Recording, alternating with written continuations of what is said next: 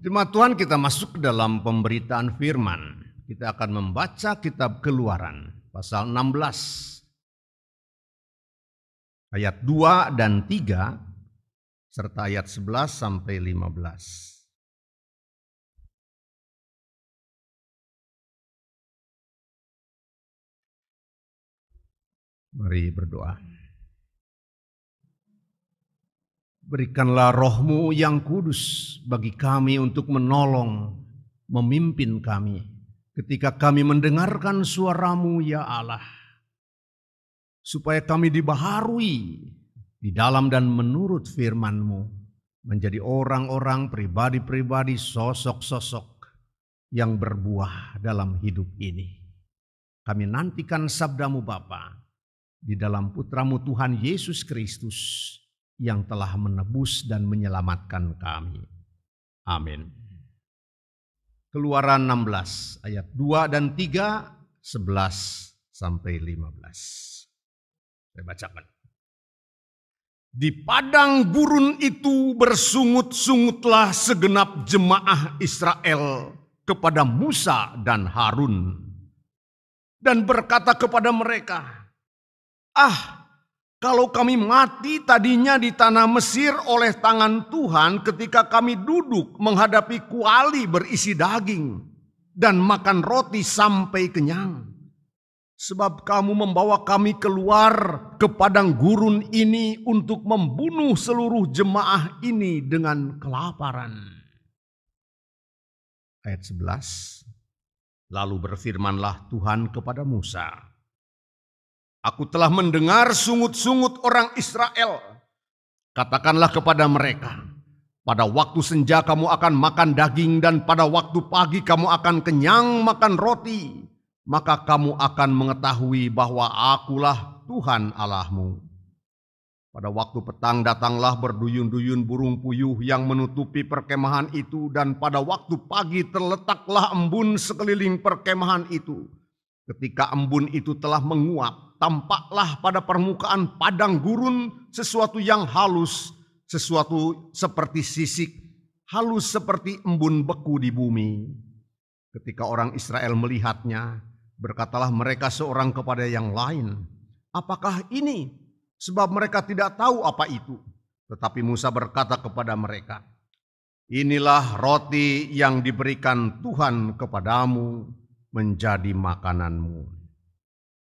Berbahagialah orang yang mendengarkan firman Allah serta yang memeliharanya di dalam hidupnya. Terpujilah Tuhan, haleluya.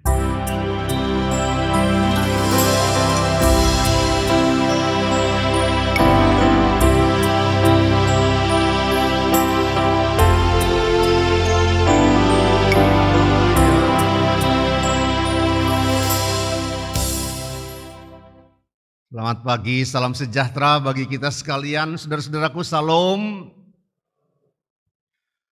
Sidang jemaat Tuhan, ada sebuah ungkapan yang agak membingungkan. Berbunyi, orang percaya yang sedih adalah orang percaya yang sedih. Bingung ya? Maksudnya apa ya?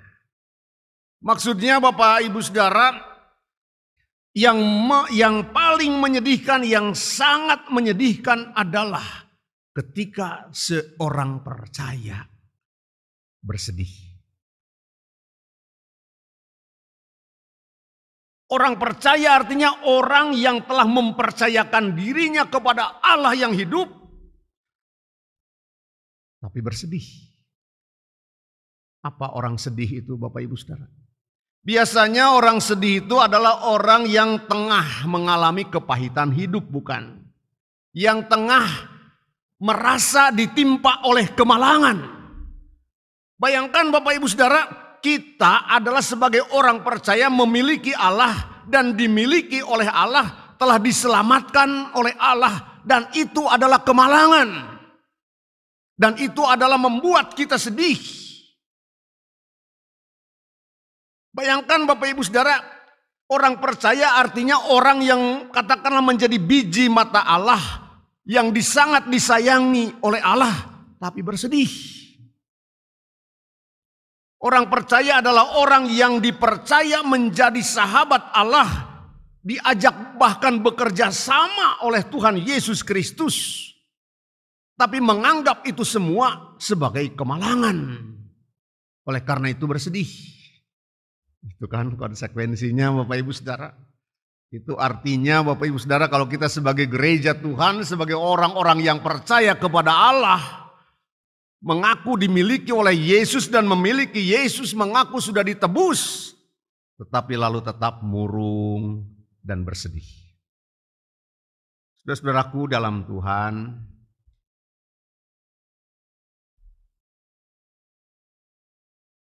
ironis kan? Ironis bukan? Orang yang memiliki Allah, mengaku memiliki Allah, meyakini dikasihi oleh Allah, tetapi seakan-akan selalu dikejar-kejar oleh ketakutan. Merasa masa depannya tidak pasti. Merasa tak memiliki jaminan. Karena itu murung dan bersedih. Oleh karena itu lalu mengambil langkah-langkah yang bodoh. Perilaku yang salah, yang menjerumuskan dirinya sendiri atau orang lain. Mengapa Bapak Ibu Saudara ini terjadi? Kita diajak untuk melihat bangsa Israel pada satu saat. Bangsa Israel keluar dari Mesir. Dengan cara apa Bapak Ibu Saudara? Bangsa Israel keluar dari Mesir melalui peristiwa-peristiwa yang pengalaman-pengalaman yang menakjubkan. Berkat perbuatan tangan Allah. Bangsa Israel keluar dari Mesir didahului oleh 10 tulah. Menerpa rakyat Mesir. Memaksa Fir'aun mengalah. Bangsa Israel keluar dari Mesir. Artinya dilepaskan dari cengkraman Fir'aun yang ganas dan jahat. Bangsa Israel keluar dari Mesir artinya mereka menjadi bangsa yang merdeka. Yang boleh menentukan nasibnya, jalannya sendiri. Bangsa Israel keluar dari Mesir dengan cara apa? Laut dibelah, laut Teberau dibelah. Hanya dengan acungan sebuah tongkat di tangan Nabi Musa. Saya membayangkan Bapak Ibu Saudara, ketika laut terbelah apa sih yang terjadi? Kalaulah kita membayangkan laut Teberau itu dalamnya 50 meter. Berarti apa Bapak Ibu Saudara? Di sebelah kanan, di sebelah kiri ada dinding air setinggi 50 meter. Dinding air, nggak pernah kita bayangkan dinding air seperti apa. Atau kalau laut Teberau itu lebih dalam lagi, misalnya 100 meter. Dinding air itu setinggi 100 meter. Dan orang-orang Israel harus berjalan di antara dua dinding air ini. Airnya berbunyi enggak tahu. Mungkin bergemuruh. Kok dinding air? Saya membayangkan Bapak Ibu Saudara itu mencekam. Itu mungkin menakutkan. Tapi ketika hal yang seperti itu bisa terjadi, mungkin bagi bangsa Israel membuat hati mereka terharu. Terharu betapa ajaibnya Allah. Betapa luar biasa tangan Allah. Kami belum pernah melihat yang namanya dinding air setinggi 50 atau mungkin 100 meter. Kita membayangkan ini adalah pengalaman yang tidak akan pernah terlupakan. Sebagai mujizat, sebagai keajaiban Allah yang berkenan mereka lihat dan alami sendiri. Setelah 15 hari bacaan kita Bapak Ibu Saudara, berjalanlah orang Israel dari perbatasan Mesir. Setelah 15 hari tibalah mereka di padang gurun. Tibalah mereka di padang gurun, panas, tandus, berdebu. Bukan setelah 15 tahun, setelah 15 hari. Lalu mereka bersungut-sungut, saudara-saudaraku. bersungut-sungut. Padahal 15 hari yang lalu, 2 minggu, 2 pekan yang lalu, mereka baru saja mengalami kejadian yang luar biasa. Mereka bersungut-sungut, mengeluh, yang ada di dalam pikiran mereka hanya kesulitan, kekeringan, merasa kurang lapar lah, kesialan lah. Saudaraku, mereka masih hidup. Lalu mereka berkata kepada Musa, "Engkau dengan Tuhanmu mau membunuh kami di tempat yang kering ini.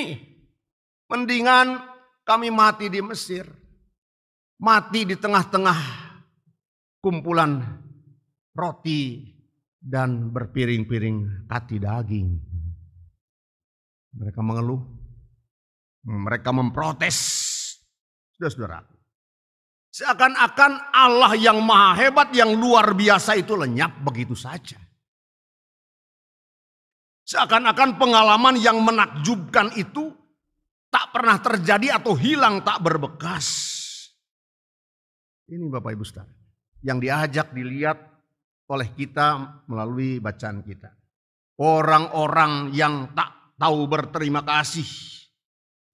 Orang-orang yang tak mau melihat bahwa semua keajaiban itu, keluar biasaan itu sengaja Allah buat untuk mereka. Tidak mau bersyukur. Orang-orang atau orang pribadi-pribadi yang tidak mau melihat bahwa mereka selamat sampai saat itu karena perbuatan tangan Allah. Saudara-saudara dalam Tuhan, mereka tidak menyadari bahwa mereka sedang berjalan ke negeri indah. Mereka tidak bisa melihat bahwa beda sekali saat ini dengan waktu di Mesir. Masa depan mereka sekarang jelas. Mereka upayakan sendiri. Mereka berjalan sendiri tanpa paksaan. Mereka berjalan sebagai orang-orang yang bebas. Bukan sebagai budak.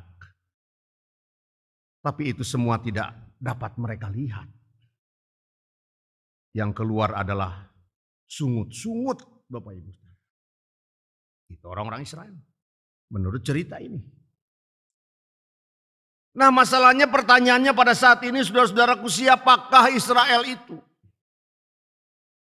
Oh itu Pak, orang-orang yang ribuan tahun lalu itu yang keluar dari daerah Gosen. Bukan. Orang-orang Israel itu mungkin adalah kita. Mungkin adalah saudara-saudara dan saya. Jadi ini kisah, mari kita baca. Kisah tentang kita. Kisah tentang saudara-saudaraku dan saya. Yang kita baca, kita dengar menjadi semacam ajakan bagi kita untuk berintrospeksi. Yang kita baca mungkin datang sebagai teguran, sebagai peringatan bagi kita sekalian. Sebagai Israel baru yang diberi kesempatan Allah untuk melangkah dan berjalan di padang gurun kehidupan ini. Padang gurun artinya tidak mudah untuk ditempuh, untuk dijalani. Saudara dalam Tuhan, kehidupan memang tidak selalu berjalan dengan mulus, bukan? Tak bisa disangkal Bapak Ibu Saudara. Tidak selalu yang namanya hidup ini adalah sebagai jalan yang tanpa hambatan, tidak. Kenyataan yang ada kadang membawa kita kepada berbagai tantangan, kesulitan, pergumulan, bahkan penderitaan. Penderitaan yang bagi beberapa saudara kita mungkin memang sangat berat, yang membuat kita serasa tak berdaya. Itulah keadaan kita. Tapi apa kata peribahasa Sunda? Saacan urang ngeluh, sabab ngarasa diri sorangan paling buruk. Coba pikirkeun heula. Jalmi-jalmi nu aya di tingkat paling buruk kahirupanana. Sebelum kita mengeluh karena kita merasa menjadi orang yang paling malang, lihat.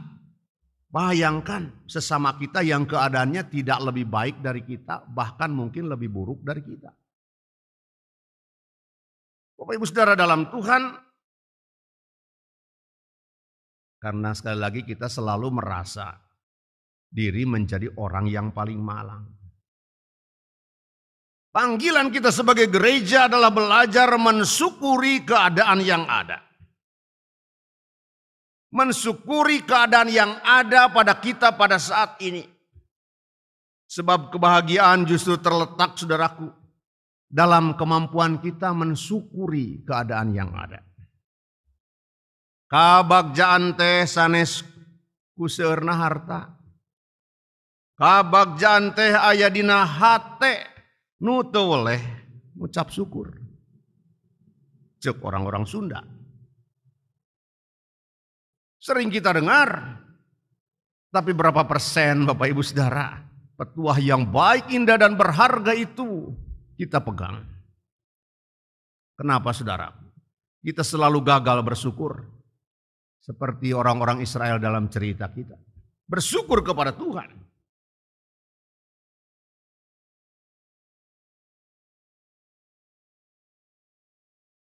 Ajakan dari peribahasa Sunda yang mengatakan kita harus selalu bersikap. Nilas saplasna, ngadek sacekna. Artinya harus objektif ketika kita mengukur diri kita. Tak melebih-lebihkan, tapi juga tak mengurang-urangkan. Melihat segala sesuatu apa adanya. Jangan hasil kita pas-pasan, tapi hidup seperti pangeran misalnya. Itu saudaraku dalam Tuhan. Manusia sering memiliki keinginan yang terlalu banyak. Memiliki keinginan baik. Tapi kalau terlalu banyak, itu menjadi kurang baik. Bahkan tidak baik. Untuk berbagai kebutuhan yang kurang perlu misalnya. Akibatnya selalu merasa kurang. Ini penyakit yang disadari atau tidak sedang menerpa kehidupan banyak sekali manusia di dunia ini. Orang yang merasa sedih, Bapak Ibu Saudara, orang yang merasa malang, orang yang selalu merasa kurang, orang yang selalu merasa tidak pernah merasa cukup. Apa akibatnya?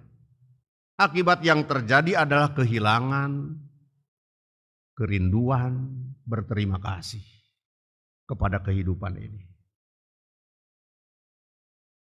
Yakinlah saudara, Tuhan selalu memperhatikan kita. Yakinlah saudaraku, Ia tahu siapa kita, tahu apa yang kita butuhkan, bahkan rambut di atas kepala kita Tuhan tahu jumlahnya, Tuhan tahu letaknya sebelah mana, botaknya sebelah mana Tuhan tahu. Yakinlah saudara, semua akan dilakukan Allah sesuai dengan kemurahannya dan dengan cara Allah. Nantikanlah dengan sabar sambil teruslah bersyukur. Saudara, hadirlah sebagai orang yang memiliki sikap kepada Allah, menempatkan Allah dengan segala kebaikannya, seperti dikatakan oleh orang-orang Sunda. Berat nyuhun, berat nanggung, berat narima kenana. Nah saudara-saudara, artinya kebaikan Allah terlalu besar, bahkan rasanya tak akan pernah bisa kita balas. Tapi untuk itu, karena itu kita harus bersyukur sesuai dengan kemampuan kita. Hidup kita akan menjadi lebih indah. Tidak akan meminta balik ke Mesir.